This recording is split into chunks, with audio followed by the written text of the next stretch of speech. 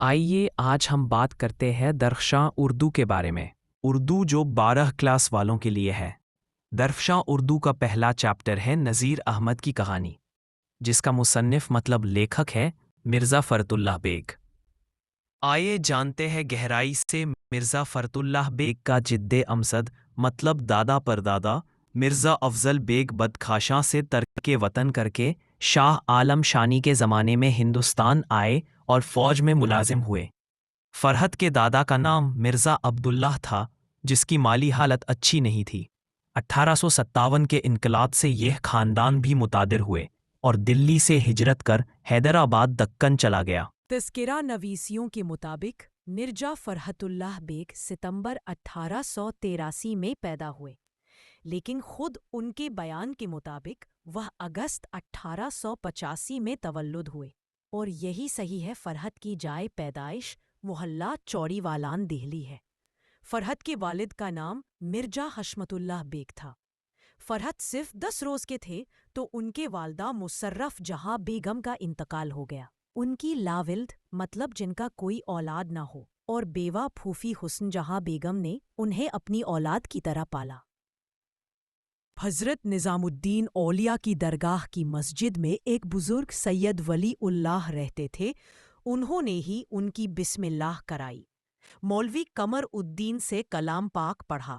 Government high school Kashmiri دروازہ دہلی سے entrance امتحان پاس کیا۔ 1901 میں ہندو کالج میں داخلہ لیا، یہاں سے 1903 میں انٹرمیڈیٹ کی سند حاصل کی۔ سینٹ اسٹی فیزز کالج سے BA کیا، پھر اسی کالج میں MA میں بھی داخلہ لیا، لیکن معاشی حالت کمزور ہونے کے سبب تعلیم مکمل نہیں کر سکے۔ اپنی تعلیمی زندگی کے دوران کھیلوں سے بہت دلچسپی تھی۔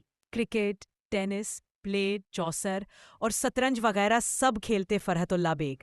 تلاش معاش کے سلسلے میں حیدرآباد آئے اور وہاں کے ایک اسکول میں انگریزی کے معلم بنائے گئے۔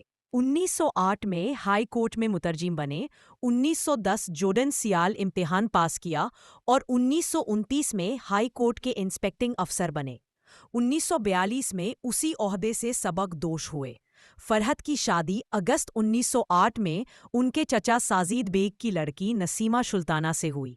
ان کے انتقال کے بعد دوسرا نکاح پہلی بیوی کی بہن حمیدہ سلطانہ سے ہوا۔ فرحت کا انتقال 27 اپریل 1947 کو عارضیہ قلب ہوا اور تھکی جیل کے قریبی قبرستان سرائے علیہ چمن میں سپرد خاک ہوئے۔ مرزا صاحب نے مضامین لکھے، ادیبیوں کے حالات قلم بند کیے، شاعری بھی کی، لیکن ان کی شہرت کا عیال دار و مدار ان کے بے مثال خاکے ڈاکٹر نذیر احمد کی کہانی، کچھ میری اور کچھ ان کی زبانی پر منحصر ہے۔ یہ خاکہ پہلی مرتبہ انجمن ترقی اردو ہند کے رسالے اردو کے 16 جولائی 1927 میں طبع ہوا تھا۔ یہ خاکہ نہ صرف ان کا بلکہ اردو کے بہترین خاکوں میں ایک ہے۔ دہلی کا یادگار مشاعرہ اور ایک پھول والوں کی سیر بھی ان کی یادگار تحریریں ہیں۔ ان کے مضامین فرحت کے نام سے 7 جلدوں میں طبع ہوئے۔ ان کی دیگر کتابوں میں انشا، دیوان یقین، دیوان نذیر، میری داستان اور میری شاعری اہم ہے۔